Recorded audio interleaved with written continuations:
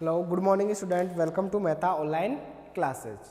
Last lectures में अपन ने बात की थी डीएनए डैमेज किस किस टाइप से होते हैं। डीएनए डैमेज के अपन ने दो टाइप देखे थे, एक्सोजीनस और एंडोजीनस। यानी एक टाइप नहीं है, अपन जैसे कोज की बात कर सकते हैं कि डीएनए को कौन कौन कोज कर सकता है। यहाँ पर अपन ने सोर्स या एजेंट्स की बात की थी कि एंडोजीनस और एक्सोजीनस, यानी डीएनए को कोई अगर एंडो यानी अंदर से अगर डैमेज करे तो वो क्या कहलाएगा, एंडोजीनस।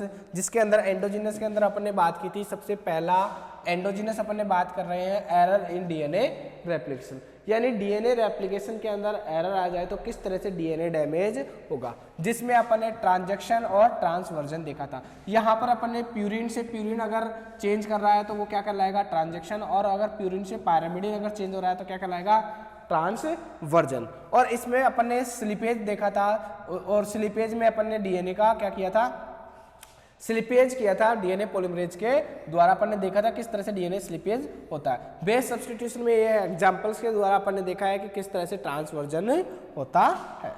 अब हम आज बात करेंगे कि टोपोआइसोमरेज मीडिएटेड डीएनए डैमेज। अब सबसे पहले अपन देखें तो टोपोआइसोमरेज क्या है, एक एंजाइम है, और टोपोआइसोमरेज क्या करता है, remove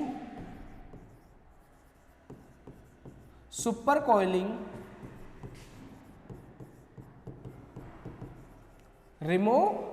coiling during replication.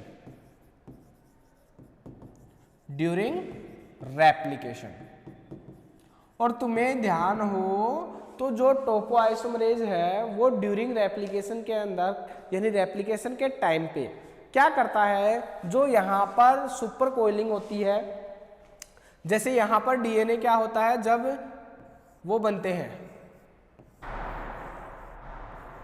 DNA के क्या बनेंगे, जब रेप्लिकेशन फॉर्क बनते हैं तब वहाँ पर डीएनए को, यानी उसके ऊपर टेंशन जनरेट हो जाता है या सुपर कोइलिंग हो जाती है। उस सुपर कोइलिंग को किसके द्वारा, टोपोआइसोमरेज के द्वारा क्या किया जाता है, रिमूव किया जाता है। टोपोआइसोमरेज के द्वारा क्या किया जाता है, रिमूव किया जाता है। और ये टोपोआइसोमरेज यहाँ पर जैसे ही यहाँ पर ये रेप्लिकेशन फोर्क है, यहाँ पर ये क्या करता है, इस डीएनए के अंदर हल्का सा कट लगा देता है। यहाँ पर डीएनए को क्या करता है, हल्का सा कट लगा देता है। यहाँ पर डीएनए के ऊपर हल्का सा क्या कर देता है, जैसे कट लगा देता है। यहाँ पर ये मान लो ये कट लगा दिया, और ये कट लगाने के बाद में यहाँ पर वो क्या कर देता है, इसको जो सुपर कोइलिंग है उसको रिमूव करता है। सुपर कोइलिंग को क्या करता है, रिमूव करता है। तो ये टोपोआइसोमरेज डीएनए के ऊपर कट लगाकर उसकी सुपर कोइलिंग को क्या करता है, रिमूव करता है।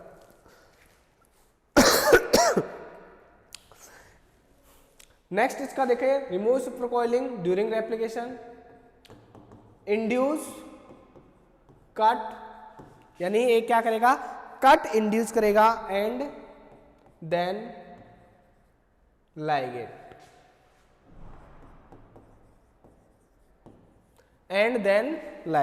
यानी क्या कहना चाह रहा है कि सबसे पहले ये remove super coiling during replication के टाइम पे जो सुपर कोइलिंग है उसको रिमूव करता है और इंड्यूस करता है एक कट, और देन उसको क्या करता है, लाइगेट करता है। अब बात करें इफ, इसी के बारे में अपन बात कर रहे हैं। जैसे यहां पर if topoisomerase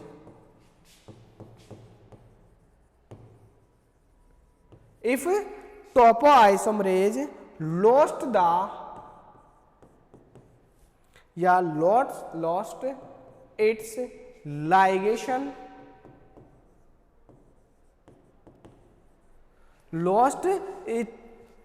if topoisomerase lost its ligation ability decrease,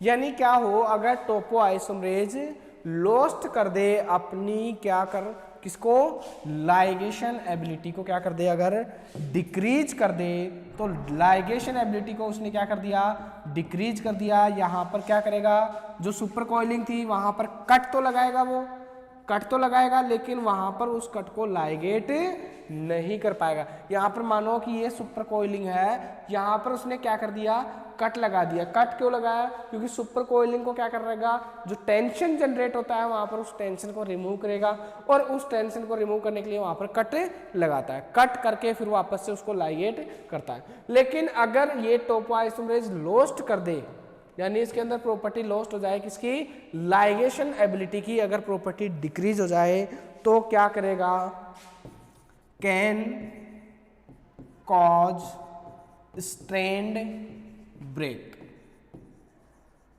समझ में आया कि क्या करेगा, वो जो स्ट्रेंड है, कैन कॉज स्ट्रेंड ब्रेक, यानी स्ट्रेंड का जो ब्रेक कर देगा, क्योंकि जब वो लाइगेट नहीं कर पाएगा, लाइगेशन की प्रॉपर्टी क्या कर देगा, खो देगा, डिक्रीज कर देगा, तो वो क्या नहीं कर पाएगा, उसको प्रॉपर लाइगेट नहीं कर पाएगा, और लाइगेशन नहीं कर पाएगा तो क्या हो जाएगा, सिंगल स्ट्रैंड ब्रेक हो जाएगा, यानी स्ट्रैंड ब्रेक हो जाएगा।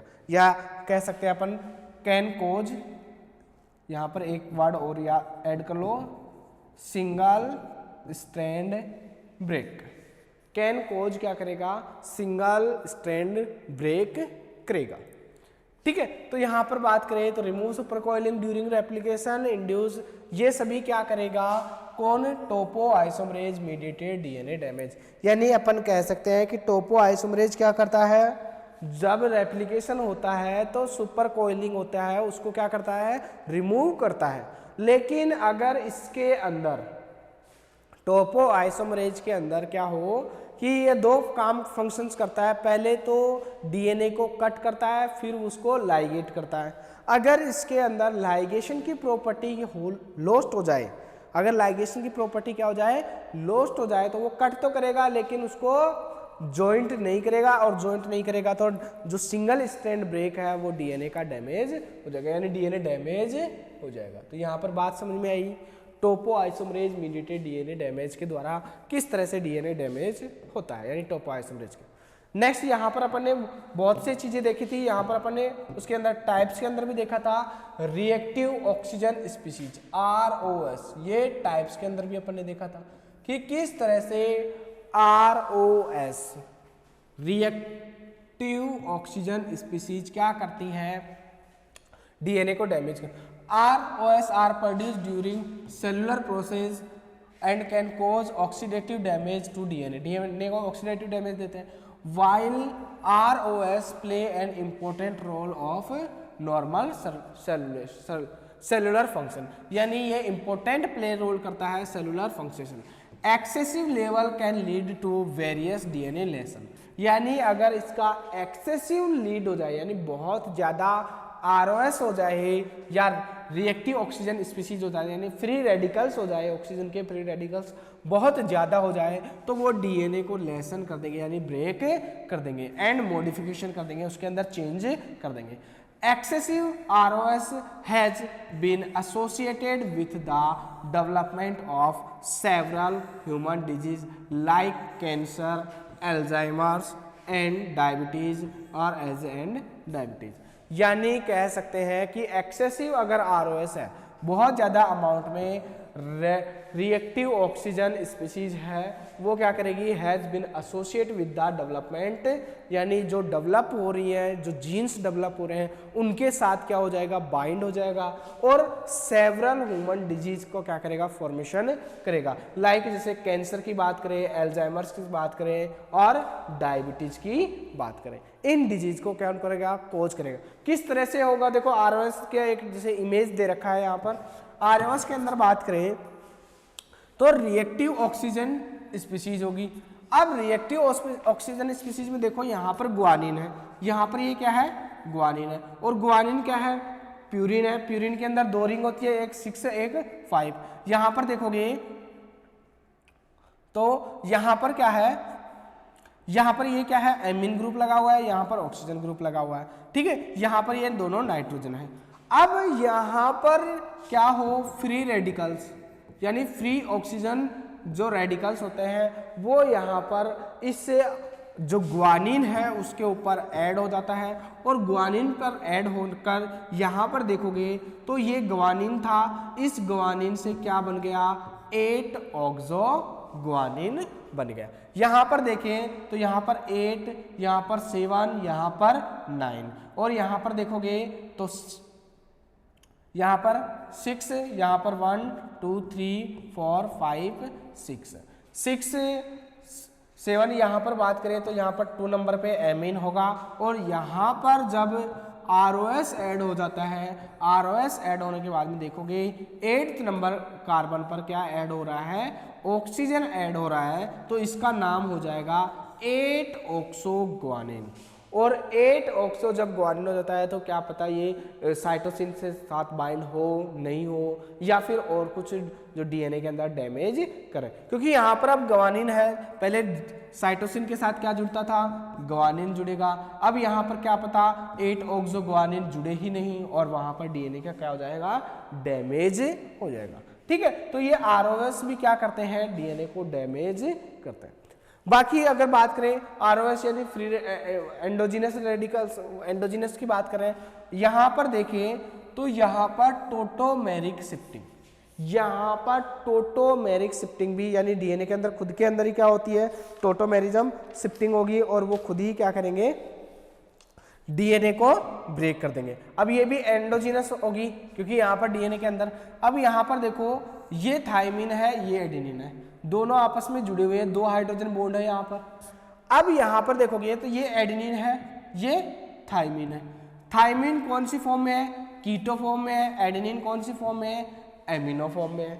एडेनिन कौन सी फॉर्म में है, अमीनो फॉर्म में है। थायमिन किस फॉर्म में है, कीटो फॉर्म में। यहाँ पर देखोगे ये साइटोसिन है, ये ग्वानिन है। ग्वानिन कौन सी फॉर्म में है, कीटो फॉर्म में है। साइटोसिन कौन सी फॉर्म में है, अमीनो फॉर्म में है। यहाँ पर कीटो फॉर्म में है ये और यहाँ पर ये अमीनो फॉर्म में। अब यहाँ पर देखोगे तो यहाँ पर ये नाइट्रोजन क्या है, डोनर है, ये नाइट्रोजन डोनर है, ये ऑक्सीजन क्या है, रिसेप्टर्स है। यहाँ पर ये नाइट्रोजन रिसेप्टर्स है, यहाँ पर ये नाइट्रोजन डोनर है।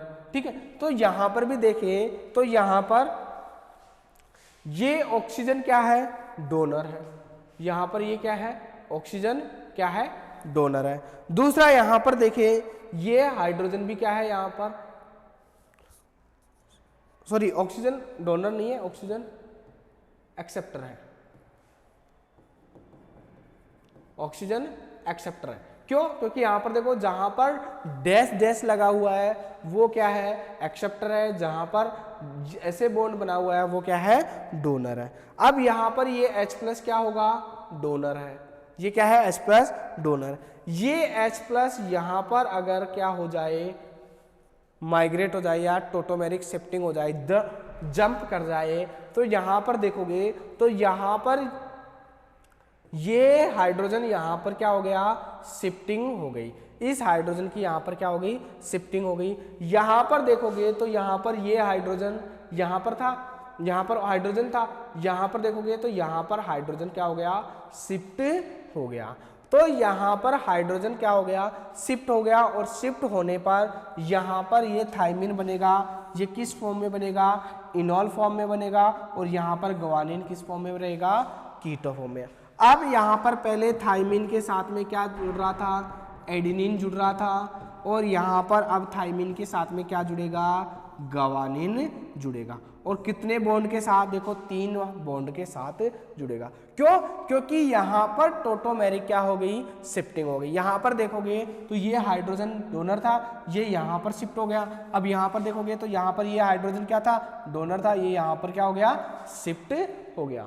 यहाँ पर ये रिसेप्टर था, ये क्या था, रिसेप्टर था और यहाँ पर इस ऑक्सीजन पे क्या हो गया, शिफ्ट हो गया। तो यहाँ पर ये शिफ्ट होना ही क्या कहलाता है, टोटोमेरिक शिफ्टिंग कहलाती है। अब यहाँ पर देखोगे तो यहाँ पर एडेनिन बाइंड हो गया और यहाँ पर साइटोसिन की कौन सी फॉर्म आ गई, इनॉल फॉर्म आ गई। यहाँ पर ये क्या हो गया, पहले यहाँ पर एक्सेप्टर था, अब यहाँ पर ये क्या हो रहा है, डोनर है। यहाँ पर ये नाइट्रोजन क्या है, डोनर है। यहाँ पर ये क्या था, पहले एक्सेप्टर था, यहाँ पर देखो ये क्या था, नाइट्रोजन एक्सेप्टर था। अब ये नाइट्रोजन किसकी तरह कार्य कर रहा है, डोनर की तरह कार्य कर रहा है। तो यहाँ पर इस हाइड्रोजन की शिफ्टिंग, यहाँ पर ये क्या कर रहा है, हाइड्रोजन की शिफ्टिंग ही क्या कहलाएगी, टोटोमेरिक शिफ्टिंग, यानी कोई भी जो हाइड्रोजन आयन है वो क्या हो जाए, शिफ्ट हो जाए अपनी चेंज जगह से, तो क्या हो जाएगा वो टोटोमेरिक शिफ्टिंग। अब यहाँ पर देखो ये साइटोसिन पहले किसके साथ, ग्वानिन के साथ ट्रिपल बॉन्ड बना रहा था, अब साइटोसिन किसके साथ, एडेनिन के साथ, और एडेनिन की कौन सी फॉर्म, अमीनो फॉर्म, और साइटोसिन की कौन सी फॉर्म है, इम्यूनो फॉर्म, और इम्यूनो फॉर्म को अपन रिप्रेजेंट करते हैं किससे, सी से रिप्रेजेंट करते हैं। तो इस तरह से क्या होती है, टोटोमेरिक शिफ्टिंग होती है। और भी जैसे नाइट्रोजन बेस के अंदर टोटोमेरिक शिफ्टिंग देखने को मिलती है, जैसे अपन बात करें और किसके अंदर किस अंदर टोटोमेरिक शिफ्टिंग देखने को मिलती है, जैसे यहाँ पर ये एडेनिन है, एडेनिन के अगर स्टार लगा हुआ है, ठीक है, और यहाँ पर स्टार लगा हुआ है, तो ये किसके साथ बाइंड होगा, सी के साथ बाइंड होगा। और बात करें जैसे यहाँ पर सी है, सी के साथ स्टार लगा हुआ है, तो वो किसके साथ बाइंड होगा, एडेनिन के साथ बाइंड होगा। अब यहाँ पर ये इसकी स्टार का मतलब क्या है, इनोल फॉर्म, यहाँ पर इनोल फॉर्म है, ये इसकी कौन सी फॉर्म है, इनोल फॉर्म है। तो एडेनिन साइटोसिन के साथ भी क्या कर सकता है, टोटोमेरिक शिफ्टिंग कर सकता है, और साइटोसिन के साथ एडेनिन भी टोटोमेरिक शिफ्टिंग कर सकता है। तो यहाँ पर क्या होता है कि जो कीटो फॉर्म होती है वो किस फॉर्म में, इनोल फॉर्म में क्या हो जाती है, चेंज हो जाती है। कीटो जो फॉर्म होती है वो किसमें, इनोल फॉर्म में। जैसे यहाँ पर बात करें कि ग्वानिन पहले साइटोसिन के साथ क्या कर रहा था, बाइंड कर रहा था, अब ग्वानिन किसके साथ बाइंड कर रहा है, थाइमिन के साथ। और थाइमिन यहाँ पर ग्वानिन की कौन सी फॉर्म थी, कीटो फॉर्म थी, और यहाँ पर ग्वानिन की कौन सी फॉर्म है, इनोल फॉर्म है। तो इस तरह से क्या होता है, टोटोमेरिक शिफ्टिंग होते हैं। थाइमिन की बात करें तो नॉर्मली थाइमिन किसके साथ बाइंड होता है, एडेनिन के साथ बाइंड होता है, लेकिन टोटोमेरिक शिफ्टिंग के अंदर बात करें अगर थाइमिन इनोल फॉर्म में है तो वो किसके साथ बाइंड होगा, ग्वानिन के साथ बाइंड होगा। तो इस तरह से ये नाइट्रोजन बेस क्या करते हैं, टोटोमेरिक शिफ्टिंग करके डीएनए को क्या कर देते हैं, डैमेज कर देते हैं, डीएनए को क्या कर देते हैं, डैमेज कर देते हैं। यहाँ पर देखोगे तो यहाँ पर भी यही टोटोमेरिक शिफ्टिंग हुई है। यहाँ पर देखोगे पहले यहाँ पर साइटोसिन किसके साथ था, ग्वानिन के साथ बाइंड हो रहा था, अब साइटोसिन की इनोल फॉर्म किसके साथ, एडेनिन के साथ। यहाँ पर इनोल फॉर्म, यहाँ पर इम्यूनो फॉर्म, यहाँ पर एक जो एमिन ग्रुप है वो क्या हो जाता है, रिमूव हो जाता है, ठीक है। तो यहाँ पर इस तरह से क्या होता है, टोटोमेरिक शिफ्टिंग होती है, ठीक है। यहाँ पर थाइमिन इनोल फॉर्म में, यहाँ पर देखो ये बॉन्ड पहले यहाँ पर था, अब ये बॉन्ड यहाँ पर बन रहा है, तो ये टोटोमेरिक शिफ्टिंग के कारण ऐसा देखने को मिलता है। नेक्स्ट अपन डीएनए डैमेज की बात करें तो नेक्स्ट डीएनए डैमेज होगा स्पॉन्टेनियस डीप्यूरिनेशन। डी का मतलब रिमूव होना, प्यूरिनेशन का मतलब प्यूरिन का रिमूव होना, मतलब यहाँ पर एडेनिन या फिर ग्वानिन का क्या होना, रिमूव होना, या तो एडेनिन रिमूव होगा या ग्वानिन रिमूव होगा। अब यहाँ पर रिमूव ओनली नाइट्रोजन बेस होता है, रिमूव कौन होता है, नाइट्रोजन बेस। स्पॉन्टेनियस डीप्यूरिनेशन, क्योंकि स्पॉन्टेनियस अपन एरर पढ़ रहे हैं, लगातार जो एरर होते रहते हैं। यहाँ पर देखोगे तो ये एक क्या है, न्यूक्लियोटाइड है, यहाँ पर देखोगे तो ये क्या है, न्यूक्लियोटाइड है। यहाँ पर देखोगे तो ये न्यूक्लियोटाइड है, यहाँ पर ये क्या है, ग्वानिन है, यहाँ पर ये फॉस्फेट ग्रुप है, ये पेंटोज शुगर है। अब यहाँ पर हाइड्रोलाइसिस हो गया, ग्वानिन यहाँ पर क्या हो गया, हाइड्रोलाइसिस मतलब H2O के कारण यहाँ पर डीप्यूरिनेशन हो गया, ये प्यूरिन क्या हो गया, बाहर निकल गया। यहाँ पर ये ग्वानिन क्या हो गया, बाहर निकल गया।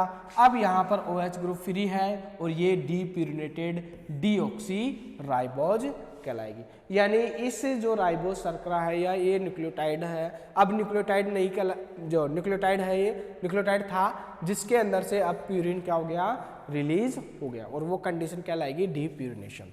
सेकेंड एग्जाम्पल दे रखा है साइटोसिन का, ये क्या है, साइटोसिन है, साइटोसिन नाइट्रोजन बेस है। अब यहाँ पर देखोगे ये न्यूक्लियोटाइड है, ये क्या है, न्यूक्लियोटाइड। न्यूक्लियोटाइड में तीन चीजें होती है, फॉस्फेट ग्रुप, पेंटोज शुगर और नाइट्रोजन बेस। अब यहाँ पर साइटोसिन के अंदर देखोगे तो हाइड्रोलाइसिस के द्वारा यहाँ पर ये साइटोसिन किसके अंदर, डीप्यूरिनेशन के अंदर, देखो यहाँ पर ये साइटोसिन के अंदर हाइड्रोलाइसिस होने के बाद में ये किस में कन्वर्ट हो गया, यूरेसिल में कन्वर्ट हो गया। अब यहाँ पर ये तो साइटोसिन की बात कर रहा है, लेकिन डीप्यूरिनेशन के अंदर बात करें तो प्यूरिनेशन के अंदर अपन यही चीजें पढ़ते हैं। यहाँ पर प्यूरिनेशन यानी प्यूरिन क्या हो रहा है, रिमूव हो रहा है, लेकिन अगर साइटोसिन को हाइड्रोलाइसिस करवाएंगे तो डीप्यूरिनेशन नहीं होता है, क्योंकि प्यूरिन्स के अंदर ही वो प्रॉपर्टी होती है कि वो नाइट्रोजन बेस को क्या कर देती है, रिमूव कर देती है। नेक्स्ट अपन देखें deamination, spontaneous deamination की अपन बात करें तो स्पॉन्टेनियस डी एमिनेशन, स्पॉन्टेनियस यानी लगातार, डी यानी रिलीज होना, एमिनेशन क्या यानी एमीन ग्रुप का क्या होना, रिलीज होना, यानी एमीन ग्रुप क्या होगा, अगर रिलीज होगा तो वो कंडीशन कहलाएगी डी एमिनेशन। ठीक है, और डी एमिनेशन देखो बहुत से न्यूक्लियोटाइड में देखने को मिलता है, जैसे साइटोसिन है, ये साइटोसिन है, यहाँ पर साइटोसिन के 4th नंबर पर NH2 ग्रुप जुड़ा हुआ है, एमीन ग्रुप जुड़ा हुआ है। अब यहाँ पर ये डीएमिनेशन के कारण ये NH2 ग्रुप क्या हो जाएगा, रिमूव हो जाएगा, और ये किस में कन्वर्ट हो जाएगा, यूरेसिल के अंदर कन्वर्ट हो जाएगा। अब पहले क्या था, वहाँ पर साइटोसिन था, अब यूरेसिल बन रहा है, तो डीएनए के अंदर क्या हो जाएगा, डीएमिनेशन क्या हो जाएगा, डैमेज हो जाएगा। तो डीएनए डैमेज हो रहा है, यहाँ पर भी देखोगे तो इसमें भी डीएनए डैमेज हो रहा है। पहले ग्वानिन था, डीप्यूरिनेशन से वहां पर नाइट्रोजन बेस हट गया और ओनली पेंटोस शुगर और फॉस्फेट ही जुड़ा हुआ है, ओनली उसकी बैकबोन ही है। एडेनिन के अंदर देखोगे तो एडेनिन के अंदर 6 नंबर कार्बन पर क्या है, एमीन ग्रुप जुड़ा हुआ है, और ये एमीन ग्रुप क्या हो जाता है, रिलीज हो जाता है, और एडेनिन से बनता है क्या, हाइपोजेंथिन, और यहाँ पर ऑक्सीजन बाइंड हो जाता है, क्योंकि हाइड्रोलाइज करवाते हैं, एमीन ग्रुप क्या हो जाता है, बाहर निकल जाता है। यहाँ पर ये देखो नेक्स्ट ग्वानिन के अंदर देखोगे तो ग्वानिन के अंदर 2nd नंबर कार्बन पर क्या होता है, एमीन ग्रुप होता है, और 2nd नंबर पर यहाँ पर क्या होगा, एमीन ग्रुप रिलीज होगा, यानी डीएमिनेशन होगा, तो यहाँ पर क्या बनेगा, जेंथिन बनेगा।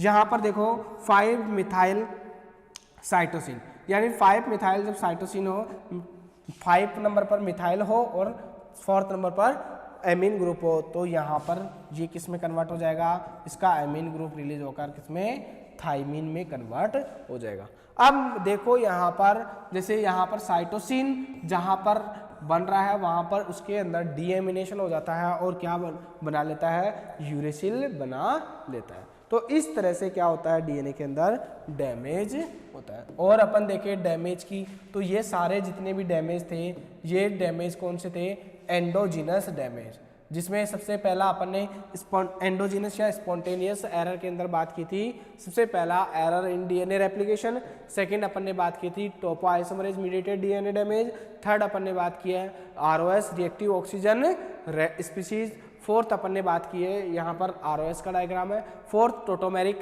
शिफ्टिंग, और टोटोमेरिक शिफ्टिंग के बाद में स्पॉन्टेनियस डीप्यूरिनेशन, स्पॉन्टेनियस डीप्यूरिनेशन के बाद में स्पॉन्टेनियस डीएमिनेशन। और इस तरह से अपना जो एंडोजीनस जो डैमेज है या एरर है, यानी डीएनए के अंदर किस तरह से एरर देखने को मिलेंगे, वो यहाँ पर कंप्लीट होता। अब अपन बात करते हैं, एंडोजीनस हो गया, एंडोजीनस के बाद में यहाँ पर नेक्स्ट अपन बात करेंगे किसके बारे में, एंडोजीनस हो गया, एक्सोजीनस या फिर इंड्यूस एरर के बारे में। एक्सोजीनस या फिर इंड्यूस एरर अपन बात करेंगे, इसमें दो चीजें आती हैं, केमिकल एजेंट और फिजिकल एजेंट। केमिकल एजेंट की बात करेंगे, जैसे क्या होंगे, एल्काइलेटिंग एजेंट,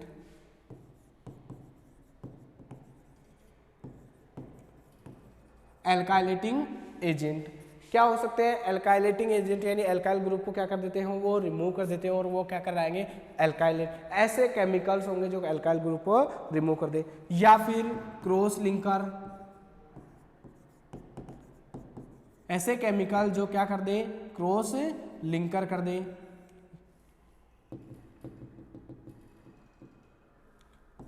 क्रॉस लिंकर यानी डीएनए के अंदर जो क्रॉस लिंकेज कर दे, ऐसे केमिकल्स। दूसरा अपन देखें क्रॉस लिंकर, और दूसरा अपन देखें बेस एनालॉग,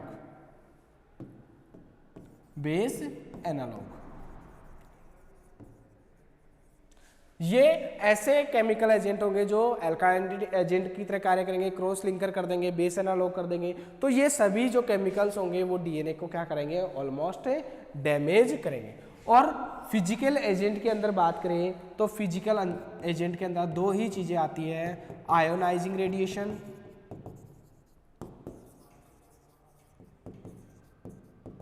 और non ionizing radiation. Non ionizing radiation, ठीक है। तो केमिकल एजेंट के अंदर बहुत सारे केमिकल्स ऐसे होंगे जो डीएनए को क्या कर सकते हैं, डैमेज कर सकते हैं। और दूसरा अपन देखें फिजिकल एजेंट की बात करें तो ऐसे एजेंट होंगे जो आयोनाइजिंग और नॉन आयन, यानी आयोनाइजिंग रेडिएशंस की बात करें तो आयोनाइजिंग रेडिएशन एक्स रेज और गामा रेज, ये दोनों रेज क्या होती है, ionizing radiation. Non ionizing radiation देखें तो UV rays, UV rays DNA को मोस्टली क्या करती है, कॉज करती है या डैमेज करती है। चलो देखते हैं एक एक को किस तरह से।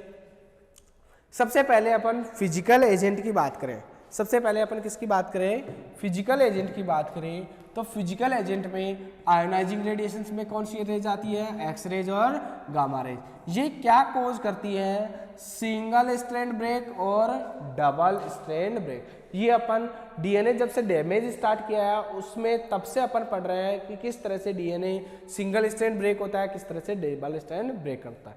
इसके अंदर इसको जो कोज करता है वो कौन करती है, एक्स रेज और गामा रेज। यानी एक्स रेज और गामा रेज के द्वारा डीएनए सिंगल स्ट्रैंड ब्रेक भी हो सकता है और डबल स्ट्रैंड ब्रेक भी हो सकता है। Ionizing radiations are directly damage to DNA और indirectly affect it through the generation of highly reactive hydroxyl radicals from water molecules. और जो आयोनाइजिंग रेडिएशन है can cause different type of damage to the DNA such as base lesion and single strand and double strand break. यानी क्या कह रहा है, ionizing जो radiation होती है वो डायरेक्टली डैमेज करती है डीएनए और इनडायरेक्टली अफेक्ट करती है through the generation of highly reactive hydroxyl radicals. यानी डायरेक्टली तो वो डीएनए को डैमेज करती है और इनडायरेक्टली OH यानी रिएक्टिव हाइड्रोक्सिल रेडिकल्स, यानी ROS की बात करें तो reactive hydroxyl radicals, free radicals की बात करें फ्रॉम वाटर मॉलिक्यूल से क्या करते हैं, ये इसको इनडायरेक्टली अफेक्ट करते हैं। और IRA जो कोज करता है डीएनए डैमेज करता है सच एज बेस लेसन, यानी डीएनए को कहाँ से कट कर दे, ठीक है, एंड सिंगल स्ट्रैंड और डबल स्ट्रैंड ब्रेक। तो नॉर्मली जो आयोनाइजिंग रेडिएशन इस तरह से क्या करती है, कॉज करते हैं। यहाँ पर देखोगे तो नॉन आयोनाइजिंग रेडिएशन जिसमें मोस्टली कौन सी रेडिएशन आती है, यूवी रेडिएशन। और यूवी रेडिएशन क्या कोज करती है, थायमिन डाइमर। यहाँ पर इस पिक्चर में देखोगे तो इस पिक्चर में देखोगे तो यहाँ पर देखोगे तो ये डीएनए का स्ट्रैंड है, ये डीएनए की क्या है, बैकबोन है। बैकबोन मतलब ये किससे मिलकर बनी हुई है, फॉस्फेट एंड शुगर से। और डीएनए की ये क्या है, एक पॉलीन्यूक्लियोटाइड चेन है। पॉलीन्यूक्लियोटाइड चेन में फॉस्फेट और शुगर और नाइट्रोजन बेस, यहाँ पर ये क्या लगे हुए हैं, नाइट्रोजन बेस लगे हुए हैं। और यहाँ पर ये दोनों के दोनों क्या होंगे, थायमिन होते हैं। और यहाँ पर यूवी एक्साइटेशन, यहाँ पर यानी यूवी रेज पड़ी, यूवी रेज के कारण, यहाँ पर यूवी रेज के कारण ये दोनों थायमिन आपस में क्या बना लेते हैं, बॉन्ड बना लेते हैं और किसका फॉर्मेशन करते हैं, थायमिन डाइमर का फॉर्मेशन करते हैं। यहाँ पर देखें तो जैसे ये क्या है, डबल स्ट्रैंड डीएनए, यहाँ पर थायमिन है, यहाँ पर थायमिन है, यहाँ पर एडेनिन है, यहाँ पर एडेनिन है। ये आपस में डबल स्ट्रैंड बॉन्ड के द्वारा, डबल हाइड्रोजन बॉन्ड के द्वारा जुड़े हुए हैं। लेकिन अगर यहाँ पर यूवी रेडिएशन आ जाए, यहाँ पर क्या आ जाए, यूवी रेडिएशन आ जाए, यूवी लाइट आ जाए,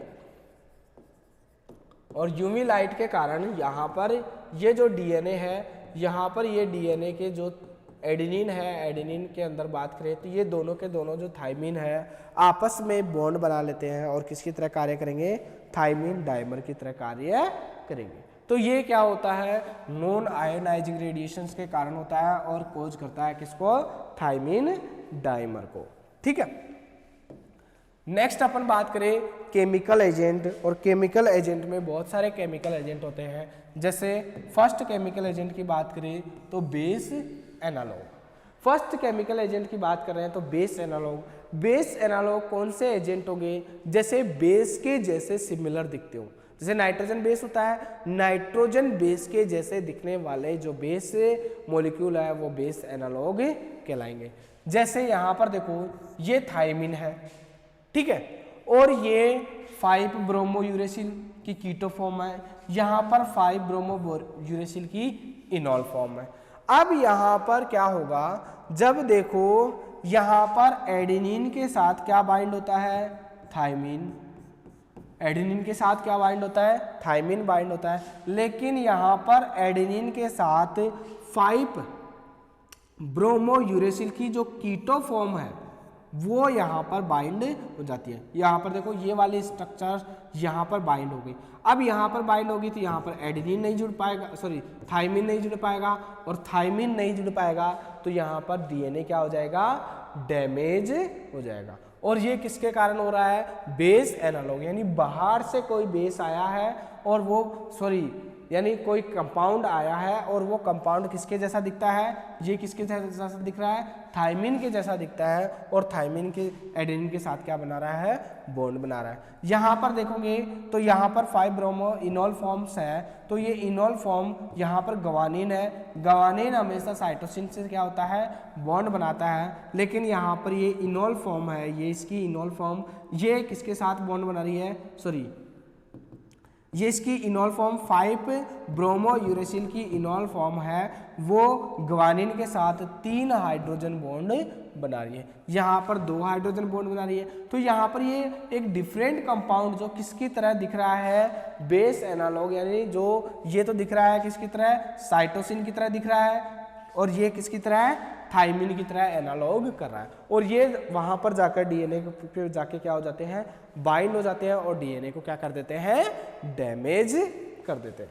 ठीक है, नेक्स्ट देखें डीएमिनेटिंग एजेंट, यानी डीएमिनेशन कर दे। डीएमिनेटिंग एजेंट देखो यहाँ पर एमिन ग्रुप को क्या कर दे, अगर रिलीज कर दे, कोई एजेंट ऐसा हो जो डीएमिनेशन करता हो तो वो साइटोसिन को किस में कर दिया, देखो कन्वर्ट यूरेसिल में कर दिया। ये अभी अपन ने देखा था डीएमिनेटिंग एजेंट। यहाँ पर देखो डीएमिनेटिंग एजेंट में कुछ भी केमिकल्स हो सकते हैं, वो इस प्रोसेस को कंप्लीट कर रहे हैं। नेक्स्ट बात करें exogenous alkylating agent. Exogenous alkylating agent क्या होंगे, found source like tobacco, smokes and industrial activities. जो ये जैसे यहाँ पर बात करें एक्सोजिनस एल्काइलेटिंग एजेंट, जो ये एजेंट होते हैं वो फाउंड इन सोर्स, जैसे लाइक इसके अंदर पर देखने को मिलते हैं टोबैको, स्मोक्स यानी तंबाकू के अंदर, इंडस्ट्रियल एक्टिविटीज के अंदर, react with DNA and can cause mutagenic, यानी किसके साथ रिएक्ट करते हैं, ये डीएनए के साथ रिएक्ट करते हैं और म्यूटाजेनिक कॉज करते हैं, एंड कार्सिनोजेनिक चेंज, यानी कैंसर होने वाले संभावना, यानी कार्सिनोजेनिक यानी हार्मफुल इफेक्ट क्या करते हैं, कॉज करते हैं। They primarily target the nitrogen base, सबसे पहले ये किसको टारगेट करते हैं, नाइट्रोजन बेस को टारगेट करते हैं इन डीएनए के। Example of alkylating agent include sulphur, कौन सा एल्काइलेटिंग एजेंट है, सल्फर एंड नाइट्रोजन मस्टर्ड। ये नाइट्रोजन मस्टर्ड और सल्फर दोनों क्या है, एल्काइलेटिंग एजेंट होते हैं, और ये एल्काइल ग्रुप को क्या कर देते हैं, ऐड कर देते हैं। जैसे अभी बात करें एल्काइलेटिंग एजेंट्स की बात करें तो ये क्या कर देते हैं वहां पर जो, और इसमें जो एल्काइलेटिंग एजेंट की तरह कार्य करता है वो मेनली क्या होता है, गवानीन होता है। जो बहुत ज़्यादा गवानीन क्या होता है, रिएक्टिव होता है। ये एल्काइलेटिंग मतलब जैसे ये एल्काइलेटिंग एजेंट आएगा तो ये गवानीन के ऊपर इफेक्ट करेगा, और गवानीन पे क्या जोड़ देगा, एल्किल ग्रुप जोड़ देगा, यानी मिथाइल ग्रुप जोड़ देगा, CH2 CH3 ग्रुप जोड़ देगा, जिससे डीएनए क्या हो जाएगा, डैमेज हो जाएगा। और वो एजेंट कौन होते हैं, सल्फर होता है या नाइट्रोजन मस्टर्ड होती है। ठीक है, यानी ये जो ग्वानिन होती है वहां पर ये क्या कर देते हैं, एल्किल ग्रुप जोड़ देते हैं, जैसे एल्किल CH2 CH3, जैसे यहाँ पर ये कोई ग्वानिन है और ग्वानिन के साथ ही यहाँ पर CH2 CH3 ग्रुप क्या कर देते हैं, ऐड कर देते हैं, और ये क्या कोज करता है, डैमेज कोज करता है। डीएनए के अंदर क्या कोज करता है, डैमेज कोज करता था। नेक्स्ट अपन बात करें कुछ जो केमिकल्स की बात करें, एक्सोजीनस की बात करें, कुछ केमिकल्स जैसे aromatic amines. Aromatic amines found in cigarette smoke, fuel coals, dyes and pesticide are also exogenous source of DNA damage. यानी ये किसके अंदर होते हैं, एरोमेटिक एमीन्स, सिगरेट के अंदर, स्मोक के अंदर, फ्यूल के अंदर, कॉल के अंदर, डाइज के अंदर, पेस्टिसाइड्स के अंदर, और ये सभी क्या होते हैं, एक्सोजीनस सोर्स होते हैं किसके, डीएनए डैमेज के।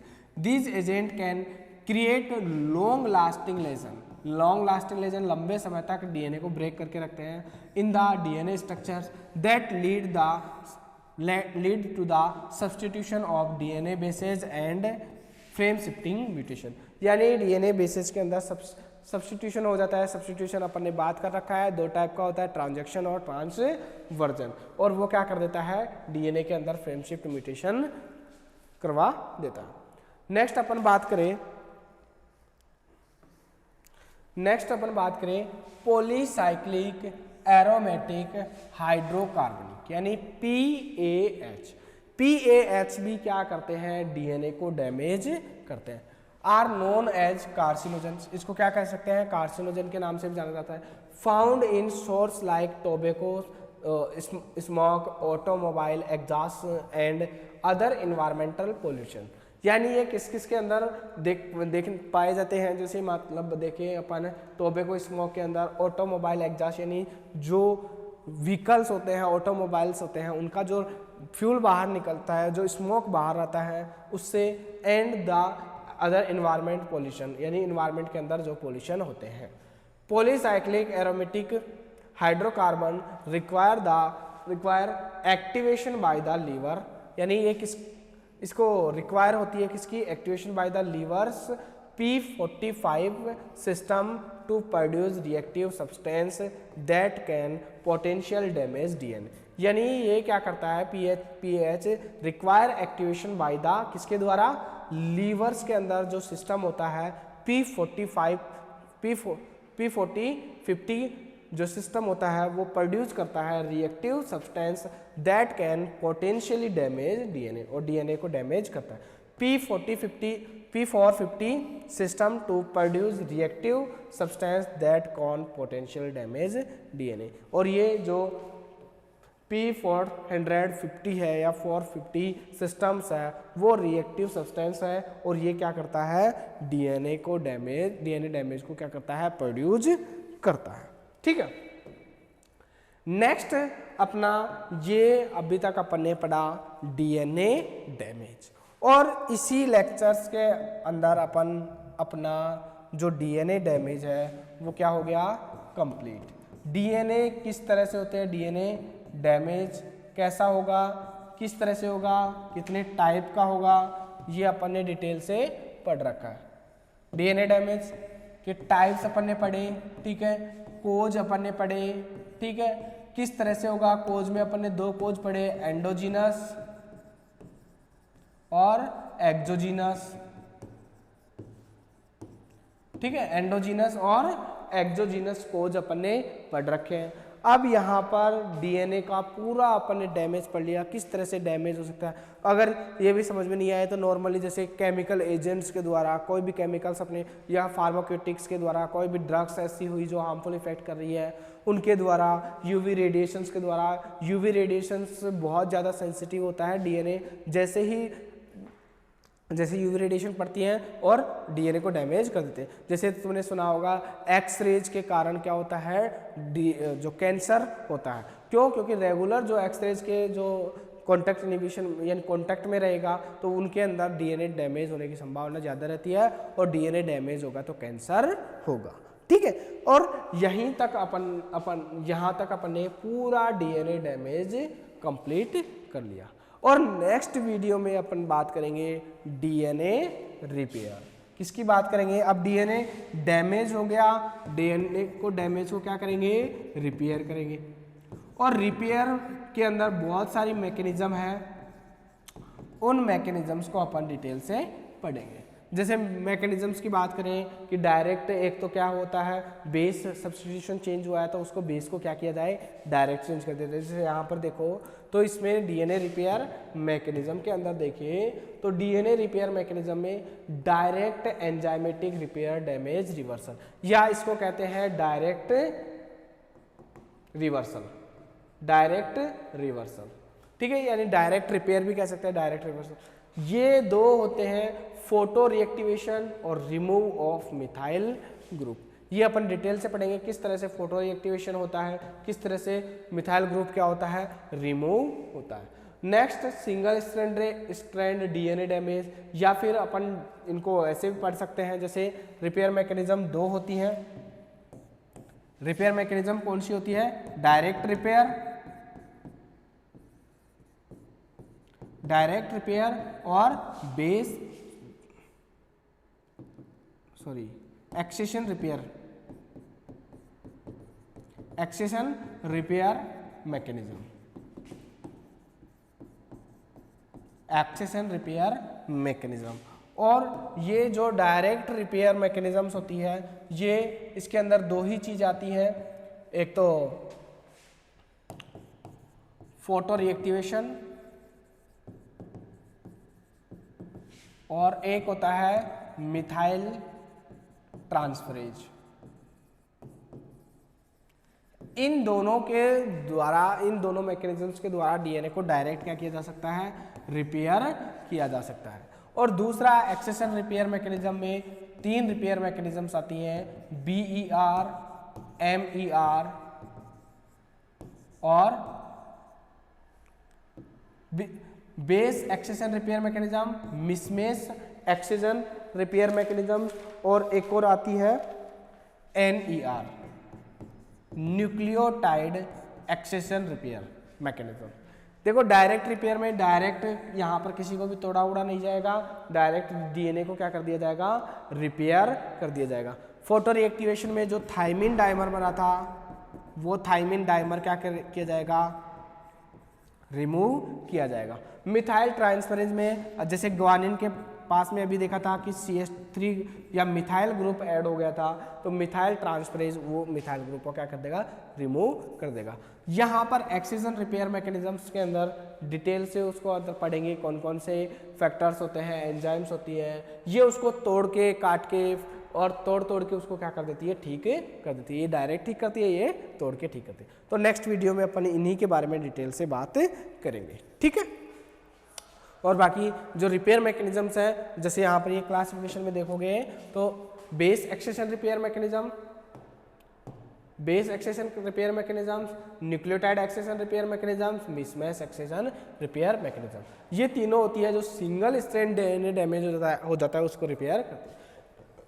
डबल स्ट्रैंड डीएनए डैमेज को जैसे होमोलोगस रिकॉम्बिनेशन है, किस तरह से होमोलोगस रिकॉम्बिनेशन करता है, नॉन होमोलोगस एंड जॉइनिंग किस तरह से करता है, और SOS रेस्पॉन्स, ये अपन इसके अंदर पढ़ेंगे। तो यहाँ पर नेक्स्ट जो अपना टॉपिक होगा वो यही होगा, DNA damage and repair mechanism.